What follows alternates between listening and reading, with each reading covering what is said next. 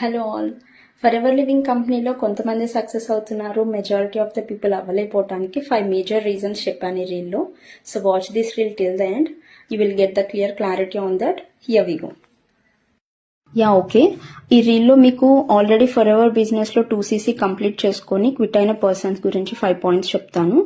And ఈ కంపెనీలో ఎక్కువ సక్సెస్ తీసుకోపోవడానికి కూడా ఇదే మెయిన్ పాయింట్స్ అనమాట.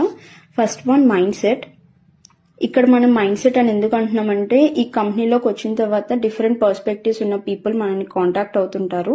వాళ్ళకి మనం ప్రెజెంట్ చేసే స్కిల్స్ కానీ, వాళ్ళ లిజనింగ్ స్కిల్స్ ఇవన్నీ కూడా మనకు ఉండాలి. That's depends on our mind. And the second thing, fear of loss. Work లోకి రాగానే వాళ్ళ మీద వాళ్ళకి బిలీవ్ ఉండదు. First of all fear of loss ఉంటుంది అండ్ రిజెక్షన్స్ ని తీసుకోలేరు. ఎవరన్నా ఒకళ్ళు రిజెక్ట్ చేయగానే, నాట్ ఇంట్రెస్టెడ్ చెప్పగానే ఇది మనకు సెట్ అవ్వదు అనేసుకుంటారు. మీరు జాబ్ మైండ్ సెట్ పీపుల్ కి మీరు ప్రెజెంట్ చేసినప్పుడు వాళ్ళు ఆబ్వియస్ గా నాట్ ఇంట్రెస్టెడ్ అనే చెప్తారు. Why don't you think in that way?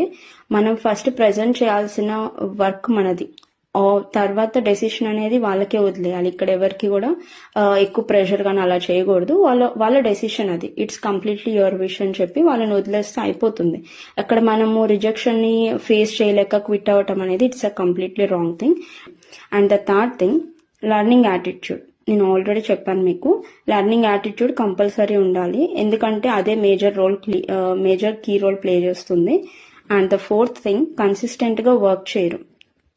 Same work మనం డైలీ చేస్తున్నప్పుడు ఆబ్వియస్ గా బోర్ కొడుతుంది. బట్ కన్సిస్టెంట్ గా, డిసిప్లైన్ గా వర్క్ చేయాలి.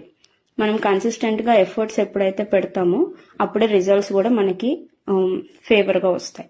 And the fifth one, self believe ఉండదు వాళ్ళకి. సెల్ఫ్ బిలీవ్ ఉండదు. అండ్ ఇంత చైన్ సిస్టమ్, నెట్వర్క్ మార్కెటింగ్ అది ఇది అని అంటారు. అసలు చైన్ సిస్టమ్ వీటన్నిటి కూడా మనం నెక్స్ట్ అప్కమింగ్ రీల్స్ లో నేను అన్నిటికీ క్లారిటీ ఇస్తాను. అండ్ నా నెక్స్ట్ రీల్స్ లో కూడా అన్నిట్లో మీకు వై 2cc, అసలు 2cc ఎందుకు చేయాలి అండ్ నా సెల్ఫ్ జర్నీ కూడా మీతో షేర్ చేసుకుంటాను. అండ్ ఇది ఎవరికైనా హెల్ప్ అవుతుంది అనుకుంటే వాళ్ళకి షేర్ చేయండి. అండ్ మీకు కూడా ఒక అవేర్నెస్ వస్తుంది, అసలు ఎందుకు క్విట్ అవుతున్నారు చాలా మంది. వన్స్ 2cc చేసి వచ్చిన తర్వాత అందరికి ఈక్వల్ గా ఎందుకు ఉండదు ఇందులో కెరియర్ గ్రోత్ అనేది. మీకు మేజర్ గా ఈ 5 పాయింట్స్ మీద ఫోకస్ చేసుకొని చూస్తే మీకు కూడా రిజల్ట్ అనేది కొంచెం లేట్ అవ్వచ్చు, కొంచెం సక్సెస్ అటు ఇటు, బట్ క్లీన్ సక్సెస్ అనేది వస్తుంది మీరు ఇది ఫాలో అయితే మాత్రమే. ఓకేనా? All the very best.